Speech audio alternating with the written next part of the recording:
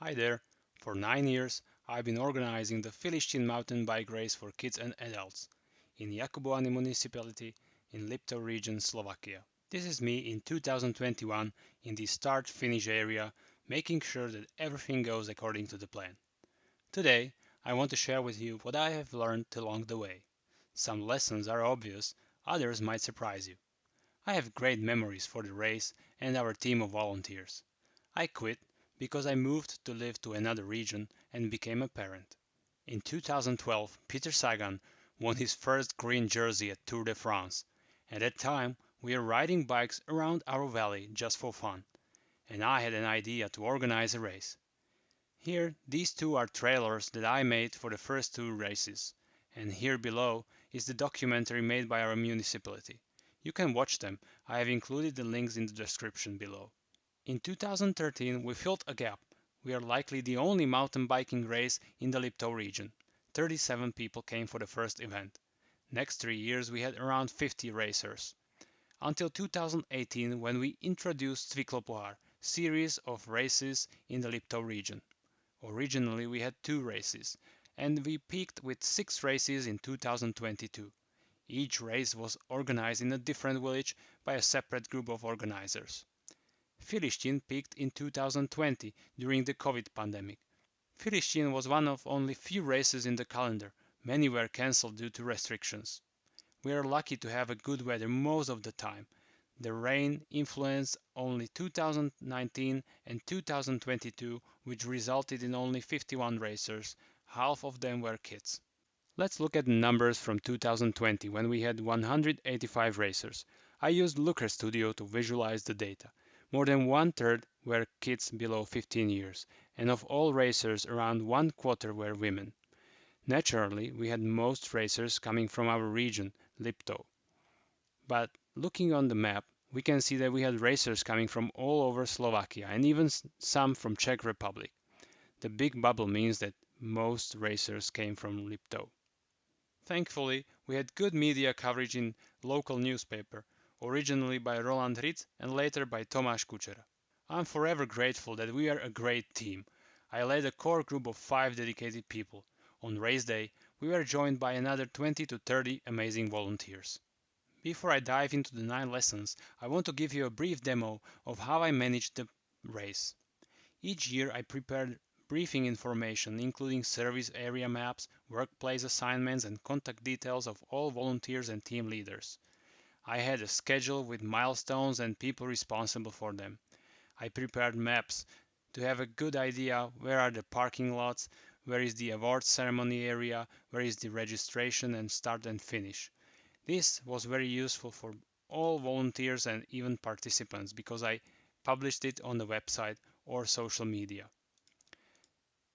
For each trail, I had a map and also the checkpoint and people responsible for them and the times when they have to be there.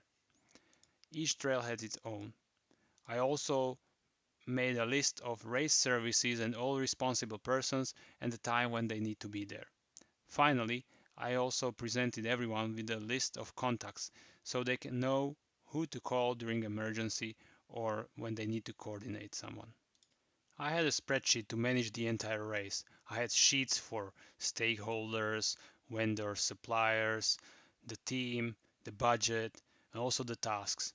Here I have a list of nearly 100 tasks grouped into milestones, also a person responsible for the task, and also the status. It was either done, late, or a problem. Now it's time to dive into 9 lessons from 9 years of organizing the race. Lesson number 1. Safety comes first. When you plan a race, you want an exciting trail, great views, solid climbs, thrilling descents, and the right level of challenge. But above all, safety comes first. Ride the trail at race pace yourself. That's the best way to notice dangerous spots. On the kids' track, think about every tiny detail. A child might not know how to brake and could fly off a small bridge into a stream. You need to foresee that. Secure medical services in advance, and every volunteer must have the emergency contact number. If you need to temporarily close a road, arrange it properly. Lesson number 2. Know your stakeholders. Talk to municipalities, farmers, landowners. The forests, fields, and roads used for your race belong to someone, or they are in use. Find out who that is, get permission, and remind them when the event is coming. You don't want someone lodging trees or locking gates on race day. You can't please everyone, but you must coordinate with the obvious and important stakeholders. Lesson number 3. Volunteers are your foundation. Even with an amazing team, you have to be ultra specific. To say only help at registration isn't enough. They need to know what, when, where, with whom, and for how long. The evening before the race, hold a volunteer briefing. Hand out role lists and phone numbers. Make sure everyone knows their place, role, and how to reach others. Let them ask questions. No question is stupid. And finally, trust them. They will handle things. Lesson number 4. Check the trail on the morning of the race. Nature changes, wind brings down branches, a storm makes mud and puddles, hikers might rip down signs. Check the course early on race day. Don't assume it's fine just because you marked it yesterday. One time we had approval from a farm, but the shepherd hadn't been told, and he released cows onto the trail that morning, and we had to fix it. Lesson number 5. People don't read. Tell them in 3 different ways. Website, email, social media, posters, verbal announcements, use them all. People absorb info differently. The most common question: what time does it start? Even if it's clearly written everywhere. Lesson number 6. Don't forget the little rewards. People love the small stuff. We gave volunteers a shirt, food, and drinks as a thank you for their time. Racers got a meal, drink, and a sticker. Kids sometimes got bonus goodies depending on what we had. Some racers still complained. No race pack, no t-shirt, but we always offered high quality photos for free.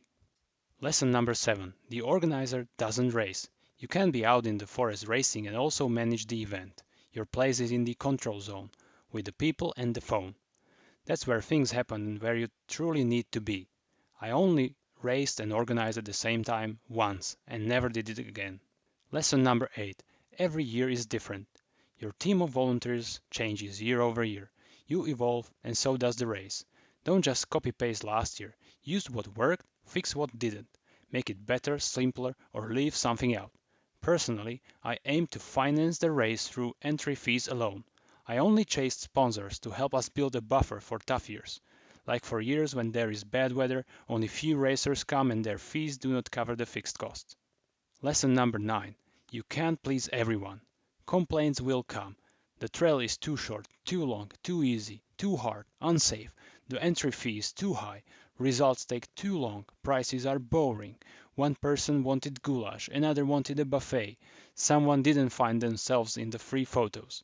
On certain level, disconnect from what people say to you or post online. If you try to please everyone, you will lose your mind. Do one thing well and stand by it. But listen to feedback.